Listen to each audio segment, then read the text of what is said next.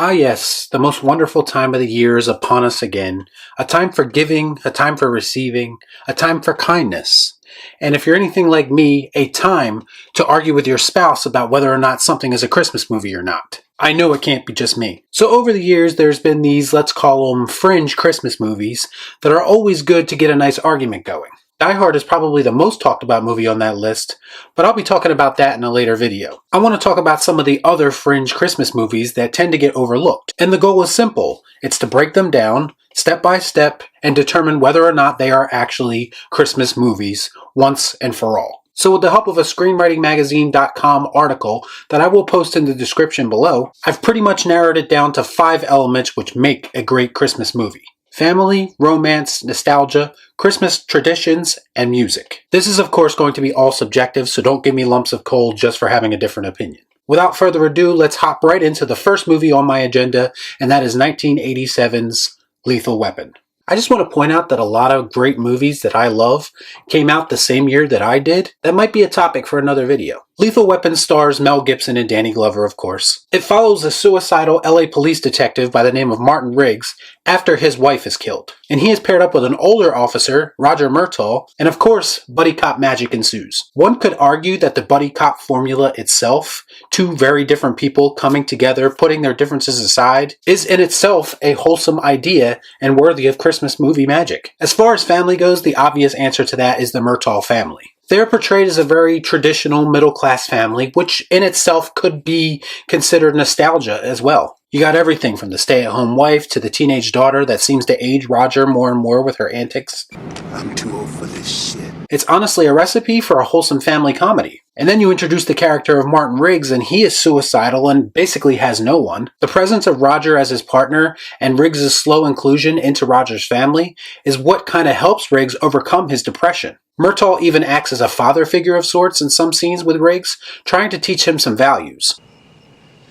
I tell you what, you make it through tomorrow without killing anybody, especially me or yourself, then I'll start trusting you. Important things such as, you don't have to kill everyone you meet. This is something that Riggs finally accepts in the climax of the movie when he refuses to break Joshua's neck. Of course, Joshua is shot moments later, so it's all kind of for nothing, but the sentiment is still there. There isn't much in the way of romance in Lethal Weapon. I mean, you got Riggs, who's a depressed widower. Roger and his wife have these small interactions, but nothing that seems too romantic. Mostly it's just him playfully being an asshole and making fun of her cooking. The only thing even close to romance is the inappropriate infatuation that Roger's oldest daughter has with Riggs. And that's pretty weird, to be honest, so it's safe to say there's not much romance in Lethal Weapon. And then we come to the nostalgia category, and this is pretty hard to judge, honestly, because nostalgia is kind of different for every individual person. I mentioned earlier how the traditional ways of the Murtaugh family could be considered in this category. Even the neighborhood they live in, it looks like it has a wholesome middle-class feel to it. Riggs watches a Looney Tunes Christmas episode that kind of brings back some nostalgia for me personally, even if it is a scene where he's thinking about committing suicide. One other thing I did notice is how Roger is basically portrayed in this movie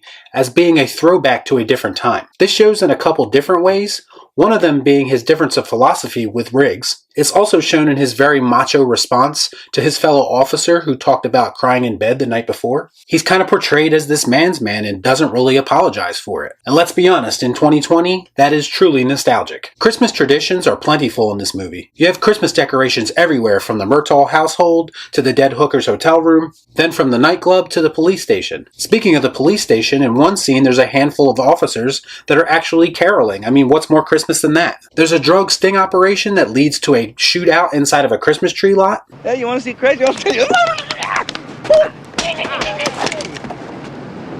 Now that's a real badge. I'm a real cop, and this is a real fucking gun. This is the introduction to Riggs' character, and it's a great introduction at that. And who knows, maybe the drugs are supposed to symbolize snow. There's a lot of little things throughout this movie, like everyone saying Merry Christmas to each other. Even the drug dealers say Merry Christmas to each other. You know, you guys are out there like fucking Pluto, man. You're gone. If you try anything, you'll have to talk to Mr. Joshua. Yeah, right. Joshua. Yeah, right. I got you. Yeah. Merry Christmas.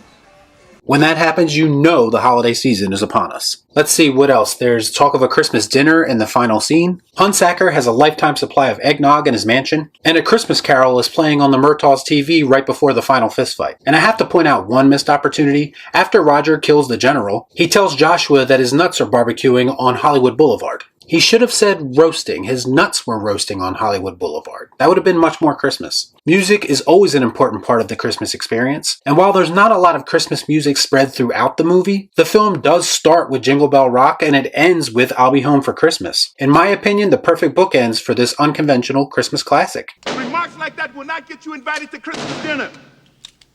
My luck's changing for the better every day.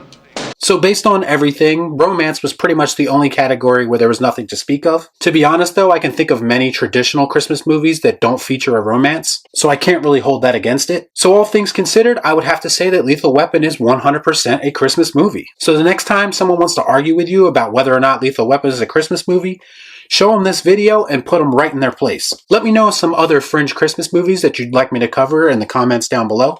As always, please like, comment, share, subscribe to the channel, hit that bell for notifications, and I'll see you next time right here on Real Shift.